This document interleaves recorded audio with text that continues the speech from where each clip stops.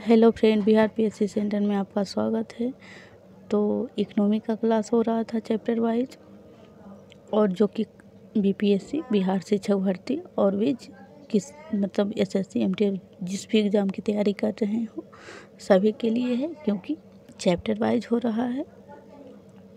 और चैप्टर 3 है मुद्राएं बैंकिंग, और इसमें भी क्वेश्चन नंबर 24 तक हो चुका है, और आज हम 25 से स्टार्ट करते हैं।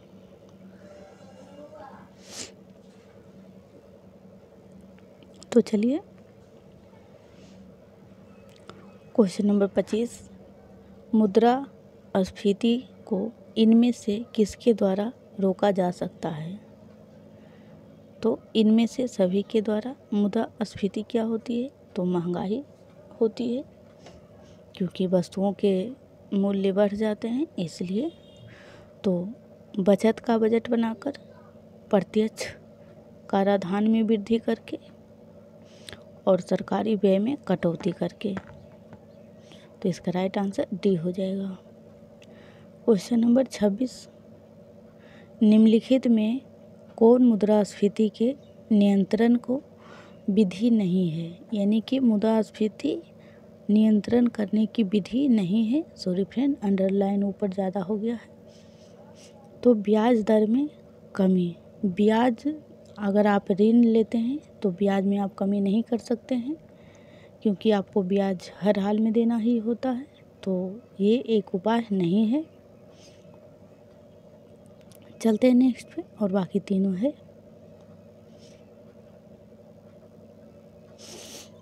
क्वेश्चन नंबर 27, भारत में मुद्रास्फीति ज्ञात करने के लिए किसका प्रयोग किया जाता है? तो भारत में जो मुद्रास्फीति ज्ञात करने के लिए प्रयोग जिसका किया जाता है वो है थोक मूल्य सूचकांक। चलते हैं नेक्स्ट, क्वेश्चन नंबर 28, भारत में मुद्रास्फीति मापी जाती है? तो इसका भी वही आंसर होगा, थोक मूल्य सूचकांक के द्वारा। फ्रेंड्स, अगर आप इकोनॉमी का क्लास लेक्चर 1 से लेते हैं तो एग्ज़ाम में क्वेश्चन छूटने वाला नहीं है, बशर्ते आप करंट बजट ज़रूर देख के जाइएगा, क्योंकि दोनों को लिंक करके आता है। क्वेश्चन नंबर 29, मुद्रास्फीति के शून्य दर उस वर्ष में अवश्य मानी जाती है जब।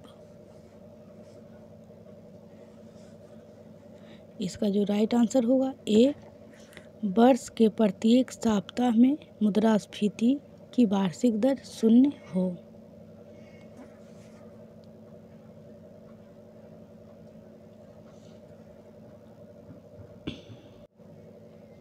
चलते हैं नेक्स्ट क्वेश्चन पे।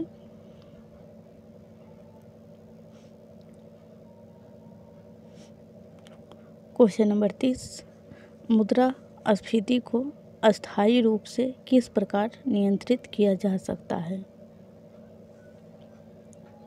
तो इसका राइट आंसर सी होगा, यानी कि मुद्रा आपूर्ति की वृद्धि कर नियंत्रित कर। यानी कि मुद्रास्फीति को अस्थायी रूप से, यानी महंगाई को अस्थायी रूप से कैसे नियंत्रित किया जा सकता है? तो मुद्रा आपूर्ति की वृद्धि कर नियंत्रण कर सकते हैं। चलते हैं नेक्स्ट पे, क्वेश्चन नंबर 31। एक मिनट फ्रेंड्स।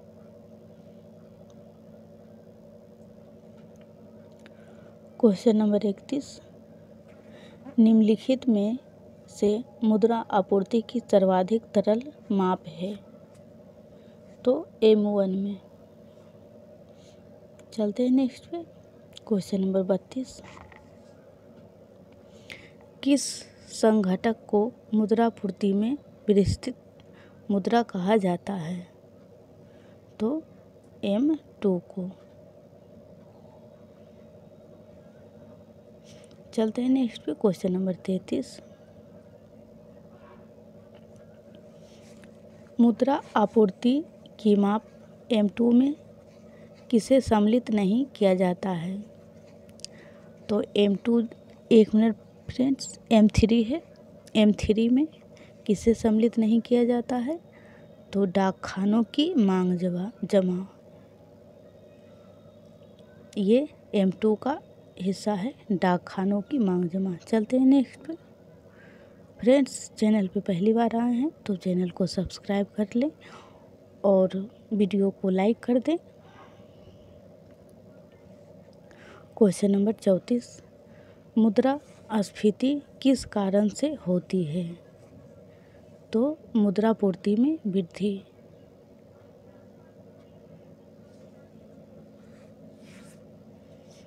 चलते हैं नेक्स्ट पे।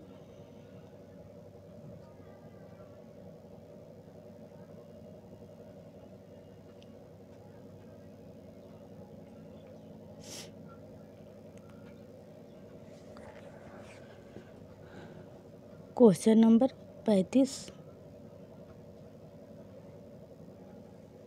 किस घटक में भारत के विदेशी मुद्रा भंडार की वृद्धि में प्रमुख योगदान दिया है?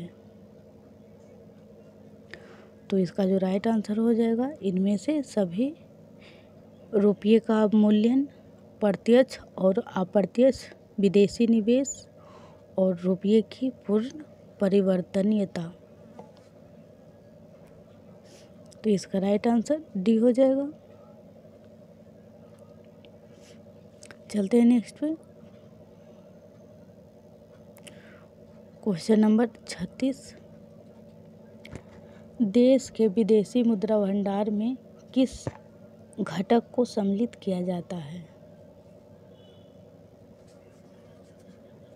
तो इनमें से सभी यानी कि RBI की विदेशी मुद्रा परिसंपत्तियाँ, RBI के स्वर्ण भंडार और रुपये की पूर्ण परिवर्तनीयता, तीनों को जो है देश के विदेशी मुद्रा भंडार में किस घटक को सम्मिलित किया जाता है? तो ये तीनों घटक को सम्मिलित किया जाता है विदेशी मुद्रा भंडार में।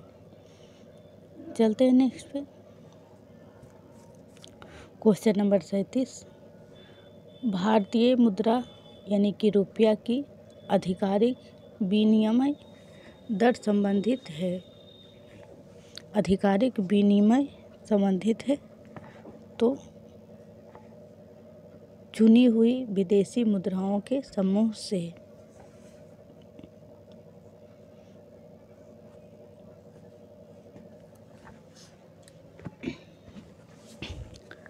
फ्रेंड्स इसी टाइप से history polity chapter wise class हो रहा है, तो आप उसे ज़रूर देखिएगा।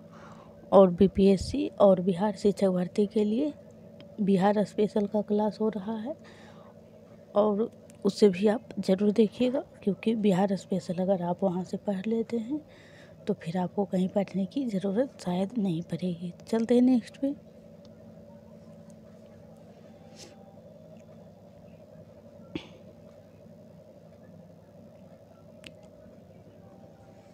क्वेश्चन नंबर 38, भारत में सर्वप्रथम पत्र मुद्रा का चलन कब प्रारंभ हुआ था?